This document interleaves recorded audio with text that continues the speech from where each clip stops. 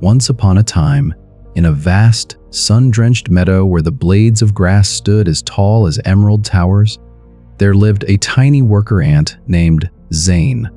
Zane was smaller than many of his peers, but his heart was filled with a quiet, burning ambition. While the rest of the colony moved in perfect, synchronized lines, gathering the easy seeds scattered near the entrance of the mound, Zane often ventured further into the unknown, looking for something that could truly provide for his family through the coming winter.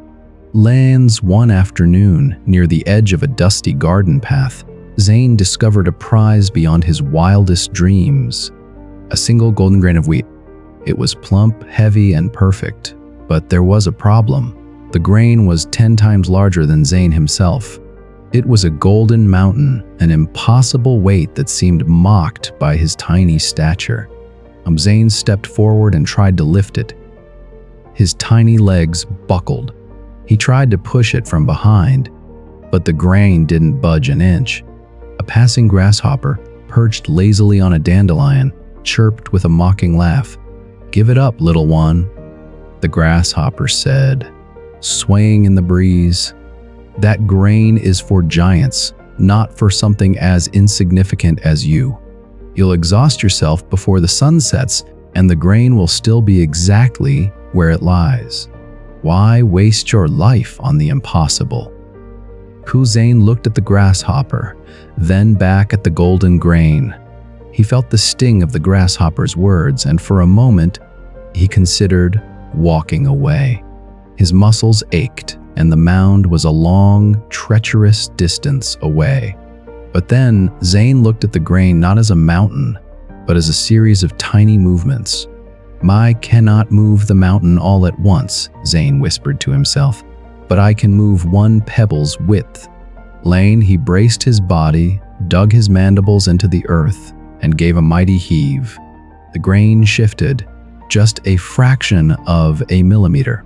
It was almost invisible to the naked eye, but to Zane, it was a victory. He did it again and again. By the time the sun began to dip toward the horizon, painting the sky in hues of orange and violet, Zane had moved the grain only a few inches. The journey to the colony was still miles away in ant steps. And as the night grew cold, Zane didn't stop. He didn't focus on the distance remaining. He focused only on the next inch. He moved through the dark over pebbles that felt like boulders, and through dew-heavy moss that felt like swamps. When his strength failed, he rested for a moment, breathed in the cool night air, and started again. Meanies. By the time the first light of dawn broke over the meadow, the other ants emerged from the mound to find a miraculous sight. There was Zane, exhausted and dust-covered, pulling the massive golden grain onto the colony's doorstep. He had done what everyone thought was impossible. Not through a single leap of strength, but through 1,000 tiny, persistent steps. The story of Zane teaches us that great achievements are not born from sudden bursts of luck, but from the quiet courage to keep moving. We often fall for the deception of the mountain, feeling paralyzed by the size of our goals. Yet every mountain is moved one stone at a time by focusing on the step right in front of us, rather than the distant peak.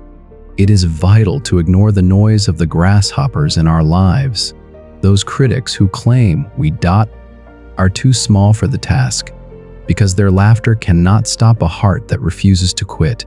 Remember that small steps are significant victories.